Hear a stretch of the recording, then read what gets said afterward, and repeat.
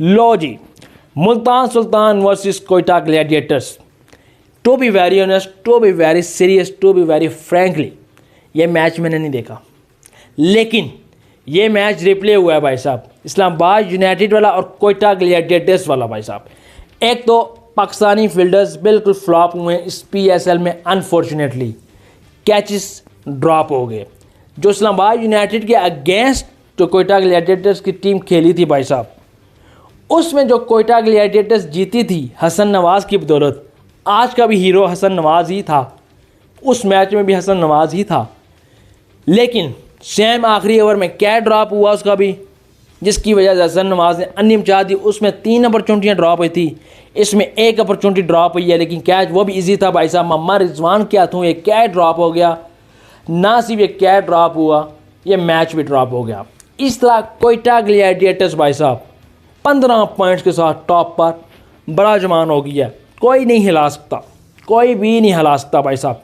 Quetta Gladiators ने आज काफ़ी सारे प्लेयर्स अपने नहीं खिलाए, फिन एलन नहीं खिलाया, रेली रोसो नहीं खिलाया, मोहम्मद आमिर को नहीं खिलाया, काफ़ी ज़्यादा प्लेयर्स को रेस्ट दी थी भाई साहब। देख सकते हैं, समझ भी लगती है भाई साहब, पहले के पहुँचे में पता है हमारी पोजीशन कोई हिला नहीं सकता भाई साहब। तो खैर मुल्तान सुल्तान पे आते हैं, लूज़ करके क्यों लूज़ की, उस सिचुएशन क्या बनी, क्या वजह बनी कि मुल्तान सुल्तान जो पिछले 4 सीज़न में लगातार रनर अप रही है, 1 सीज़न जीती है और बाकी 3 सीज़न में रनर अप यानी फाइनल में गई है, और क्या कमाल की खेलती आई है। लेकिन इस सीज़न में मुल्तान सुल्तान के साथ क्या हुआ, मोहम्मद रिजवान एंड कंपनी के साथ, नंबर 1 एक चीज़ जो इन्होंने अपना कोर तोड़ा, जहाँ से इन्होंने अपने प्लेयर्स रिटेन ही नहीं किए।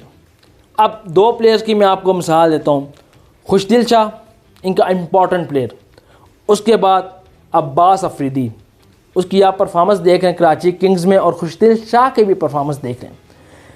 इसके साथ मोहम्मद अली को भी रिलीज़ कर दिया। भाई साहब जब आप अपना कोर तोड़ते हैं ना, लाहौर कलंदर की एक बात है कि लाहौर कलंदर ठीक है जैसे मर्ज़ी खेल रही है, लेकिन वो अपना हार्ड कोर जो होता है ना उसको नहीं तोड़ती, जो मर्ज़ी हो जाए।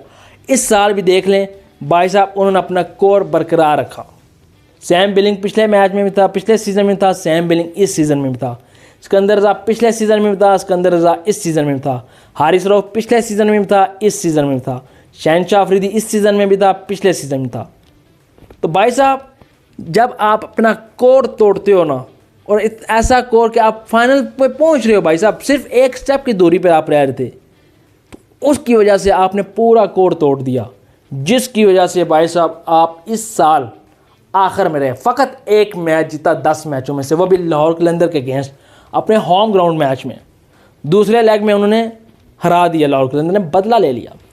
तो मोहम्मद रिजवान एक तो वैसे ही बुरा टाइम चल रहा है, चैम्पियंस ट्रॉफी देख लें, उसके बाद T20 वर्ल्ड कप देख लें, ओवरऑल जो परफॉर्मेंसेस चल रही हैं, और पाकिस्तान टीम वैसे ही डाउन है, तो हो सकता है कि वो अनलक जो है वो शायद इस टीम के साथ भी आ गया, हो सकता है, पॉसिबिलिटी है। बॉलिंग तगड़ी नहीं थी बिल्कुल भी, मुल्तान सुल्तान की बड़ी टांगें थी। फॉरेन प्लेयर्स में भी आपने जो लिया, डेविड विली स्पेशली, क्या यार उसको आप कौन सी टीम लेती है।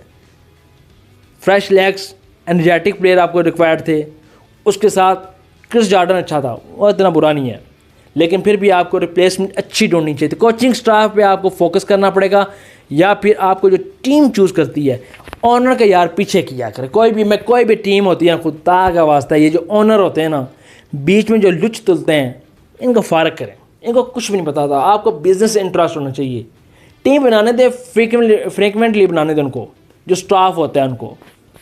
तो मुझे तो ये चीज़ें नज़र आई हैं, जो ये कमी है भाई साहब जो मुल्तान सुल्तान की लगी है। बाकी कोयटा ग्लैडिएटर्स की बात क्या करनी भाई साहब, उन्होंने सीख लिया जो कुछ सीखना था, अन्नी उचा दी है।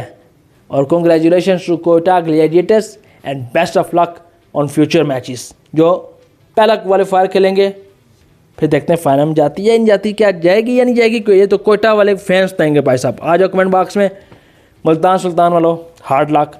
क्या आप मेरी इन बातों से इत्तेफाक करते हैं जो मैंने मुल्तान सुल्तान के बारे में की? करते हैं तो भाई साहब कमेंट बॉक्स में आ जाएं।